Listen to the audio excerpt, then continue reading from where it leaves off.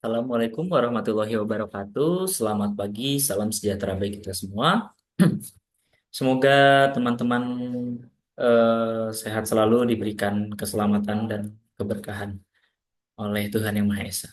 Di sini eh, saya Ilham Nur Alam mau sharing dan menceritakan kembali lah manajemen kontrak, pembelajaran manajemen kontrak yang kami jalani minggu lalu. Di sini ada beberapa materi, mulai dari dimulai dari peran dan tanggung jawab dari pihak yang ada di konstruksi, kemudian jenis kontrak konstruksi, resiko dalam proyek konstruksi, kemudian hukum konstruksi dalam perspektif lingkungan, kemudian penyelesaian sengketa dalam konstruksi, kemudian regulasi hukum konstruksi dalam era digital, kemudian eh, kemudian perkembangan dan tren hukum konstruksi di Indonesia. Oke, mari kita mulai. Dan yang pertama adalah peran dan tanggung jawab. Peran dan tanggung jawab dari peran dan tanggung jawab pihak-pihak yang ada dalam proyek konstruksi. Oke. Yang pertama adalah peran dan tanggung jawab dari pemilik proyek. Bisa di sini bisa berupa owner maupun developer. Jadi owner dan atau developer ini ialah sebuah pemilik proyek ya, pemilik proyek yang memiliki proyek tersebut.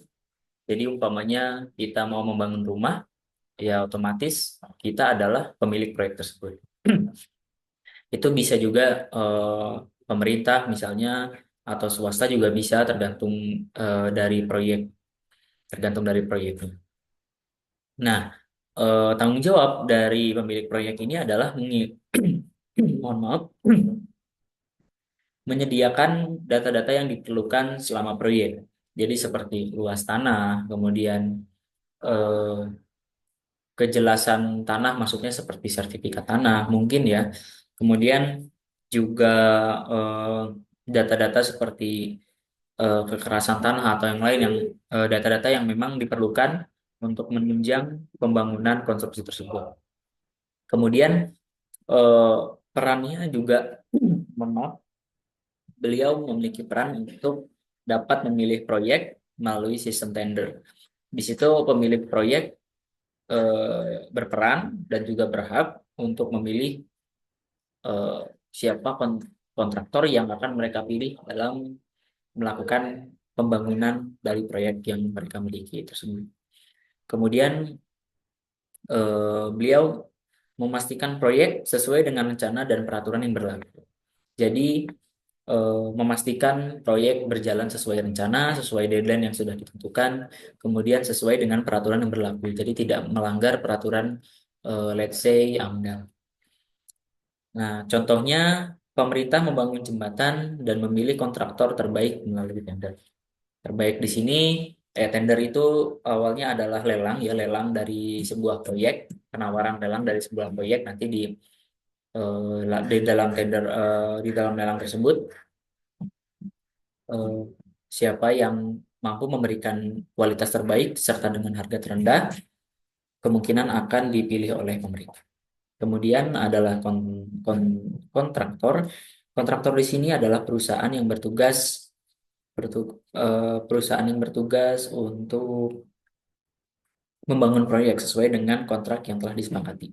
Mereka memiliki peran untuk menggunakan tenaga kerja dan peralatan yang sesuai standar. Itu diwajibkan ya, menggunakan peralatan sesuai standar SNI. Kemudian memastikan hasil kerja berkualitas. Kita ambil contoh, kontraktor membangun rumah sakit sesuai desain yang telah disetujui oleh pemilik proyek. Kemudian adalah konsultan perencana dan konsultan pengawas. Mereka konsultan bertugas sebagai eh, konsultan perencanaan terlebih dahulu. Mereka bertugas bertanggung jawab merancang proyek agar sesuai dengan standar teknis dan keselamatan. Kemudian konsultan pengawas mengawasi jalannya proyek agar sesuai dengan desain yang telah dibuat. Contohnya konsultan teknik merancang struktur gedung agar bisa tahan gempa. Kemudian ada subkontraktor. Subkontraktor adalah pihak ketiga yang ditunjuk oleh kontraktor untuk menangani hal-hal tertentu dalam sebuah proyek. Contohnya kelistrikannya atau pertamanannya, let's say. Subkontraktor pihak yang mengerjakan bagian tertentu, jadi tidak seluruhnya. Contohnya subkontraktor harus menangani instalasi listrik dalam sebuah gedung. Kemudian adalah pemerintah dan regulator. Pemerintah di sini sebagai pemerintah Republik Indonesia, dan juga sebagai regulator yang pihak yang meregulasi jalannya eh, proyek, maksudnya yang meregulasi seluruh peraturan yang ada di dunia proyek. Nah, pemerintah ini nanti mengawasi kepatuhan proyek terhadap regulasi AMDAL atau regulasi-regulasi lainnya, kemudian mengeluarkan izin dan menangani pelanggaran hukum dalam proyek. Jikalau ada, misalnya tidak menjalankan eh, apa namanya SOP K3 atau eh, melakukan pelanggaran-pelanggaran AMDAL dan sebagainya. Contohnya misalnya Kementerian PUPR mengeluarkan sertifikasi tenaga kerja konstruksi untuk memastikan pekerja yang memiliki keahlian juga. Kemudian kita lanjut ke poin berikutnya, yaitu jenis kontrak konstruksi yang ada di Indonesia. Jenis kontrak konstruksi yang ada di Indonesia eh, di antaranya adalah lump sum, harga satuan turnkey, dan design and build. Nah, kita mulai dari lump sum. Apa itu lump sum? Jadi lump sum adalah nilai kontrak tetap dan tidak berubah meskipun harga material naik. Jadi jika kita asumsikan pembangunan sekolah dengan anggaran 50 miliar, walaupun proyek itu berjalan let's say selama 1 tahun, terjadi peningkatan harga bahan baku, namun tetap yang dibayarkan adalah 50 miliar. Seperti itu. Kemudian kita lanjut dengan harga satuan. Kontrak harga satuan adalah pembayaran yang kontrak konstruksi dengan pembayaran dilakukan berdasarkan volume pekerjaan yang sudah selesai.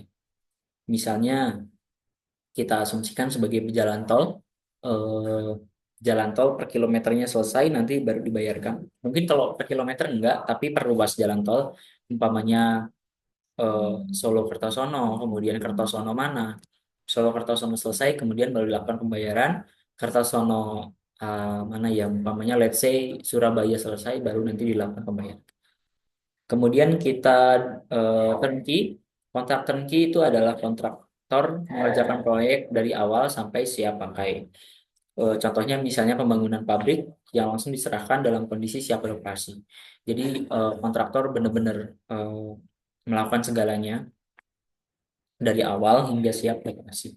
Kemudian ada eh, kontrak design and build.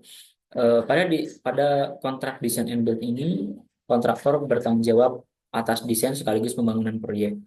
Eh, kita ambil contoh sebuah perusahaan properti menyerahkan desain dan pembangunan hotel kepada satu kontraktor sekaligus. Jadi mendesain sekaligus membuat seperti itu. Kemudian ini adalah risiko ya dalam proyek konstruksi dan cara mengatasinya. Di sini pertama adalah keterlambatan proyek. Keterlambatan proyek bisa terjadi karena beberapa hal. Salah satunya adalah cuaca buruk, pasokan material terlambat, ataupun masalah perizinan. Solusinya adalah menggunakan clause force majeure dalam kontrak untuk mengantisipasi hal-hal yang tidak bisa dikendalikan. Kemudian kegagalan konstruksi, kita ambil contoh bangunannya roboh atau retak atau tidak sesuai dengan kriteria, dapat disebabkan oleh material material barang yang kualitasnya rendah, ataupun kesalahan desain, ataupun kelalaian pekerja yang memang tidak sesuai keahlian. Kemudian solusinya apa? Solusinya adalah melakukan audit konstruksi berkala dan mengikuti standar bangunan. Kemudian adalah cost of run atau penyimpangan anggaran disebabkan oleh perubahan desain, kenaikan harga material, ataupun salah perhitungan dalam anggaran. Solusinya solusinya adalah dengan menyediakan cadangan dan mengontrol biaya proyek dengan ketat. Jadi biaya guna proyek tersebut dikontrol dengan baik. Kemudian kesalahan dalam kontrak ini disebabkan oleh bahasa kontrak yang tidak jelas atau ambigu.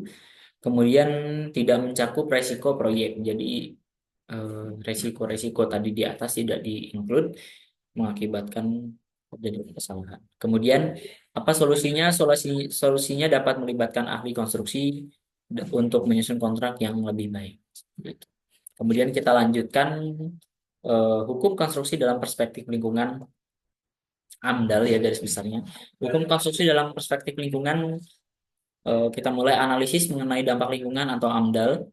Nah, dalam AMDAL ini diperlukan untuk proyek yang berpotensi merusak lingkungan. Let's say pembangunan hotel atau pembangunan villa di daerah-daerah resapan seperti kita ambil contoh Bandung itu terdapat di eh, Lembang, kemudian di daerah Soreang, kemudian daerah Ciwidey, pokoknya di daerah-daerah resapan. Nah, di sini ada contohnya juga pembangunan bandara harus melalui studi AMDAL sebelum mendapatkan izin konstruksi. Seperti itu. Kemudian ada sertifikasi bangunan hijau.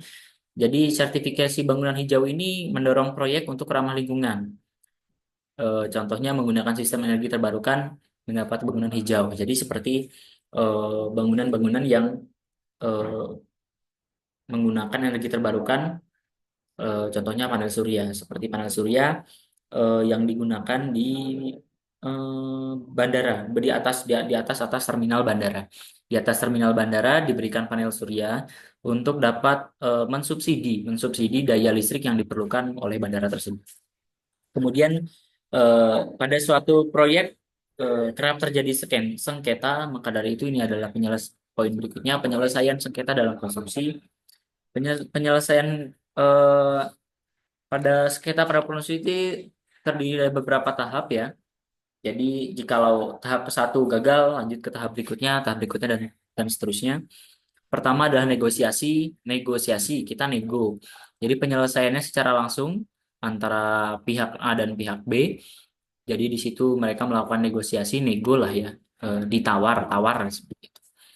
Jikalau negosiasi masih belum bisa terselesaikan oleh negosiasi, lanjut ke langkah berikutnya yaitu mediasi. Ketika pada saat mediasi tersebut pihak ketiga membantu mencari solusi. Maksudnya pihak ketiga di sini adalah penengah. Jadi di antara pihak yang sedang bersengketa, pihak A dan pihak B, let's say, kita harus mendatangkan satu pihak ahli yang jauh lebih ahli daripada pihak A dan pihak B. Nanti beliau di situ tempatnya sebagai penengah, jadi membantu mencari solusi. Kemudian arbitrase adalah penyelesaian di luar pengadilan dengan keputusan final dan mengikat. Jadi contohnya eh, ini mungkin mediasi atau penyelesaiannya secara mediasi, namun ada kontrak yang mengikat. Jadi ada tanda tangan di atas materai. Jadi ini mengikat. Jadi tidak sudah membawa hukum lah gampangannya sudah mediasi yang sudah membawa jalur hukum. Kemudian litigasi atau pengadilan penyelesaian melalui jalur hukum jika tidak ada seperti itu. Contohnya, seorang kontraktor tidak dibayar setelah menyelesaikan pembangunan rumah, ia mengajukan sengketa ke arbitrase dan akhirnya mendapatkan pembayaran sesuai kontrak seperti itu. Kemudian regulasi hukum dan konstruksi dalam era digital, ini ada SIJK, Sistem Informasi Jasa Konstruksi digunakan untuk sertifikasi tenaga kerja dan badan usaha konstruksi. Jikalau tenaga kerja sudah dirasa kompeten, namun diperlukannya sebuah bukti bahwa beliau itu kompeten, digunakanlah SIJK ini. Kemudian Building Information Modeling, teknologi untuk membuat model digital proyek guna meningkatkan efisiensi. Jadi seperti sebuah software yang digunakan untuk memvisualisasikan bangunan secara tiga dimensi menggunakan Building Information Modeling. Seperti contohnya software SketchUp. Kemudian ada tanda tangan elektronik dalam kontrak. Seperti itu mungkin sudah lumrah. Ini ada regulasi hukum konstruksi dalam era digital. Oke, kemudian perkembangan dan tren hukum konstruksi di Indonesia. Pertama, peningkatan sertifikasi tenaga kerja konstruksi didorong dengan Kementerian PUPR agar tenaga kerja memiliki standar kompetensi internasional. Kemudian penerapan proyek infrastruktur berbasis KPBU. Pemerintah melibatkan sektor swasta dalam pembangunan infrastruktur seperti jalan tol dan pelabuhan. Jadi seperti dalam biayanya itu dibagi dua. Kemudian pengawasan ketat dalam proyek strategis nasional. Contohnya adalah pembangunan ibu kota Nusantara. Kemudian mendapat pengawasan yang ketat dari aspek hukum dan regulasi. Kemudian, oh sudah terakhir, terima kasih atas telah menonton video saya. Terima kasih atas waktunya. Saran dan kritik silakan dimasukkan di kolom komentar. Insya Allah jikalau saya ada waktu akan saya jawab. Terima kasih. Wassalamualaikum warahmatullahi wabarakatuh.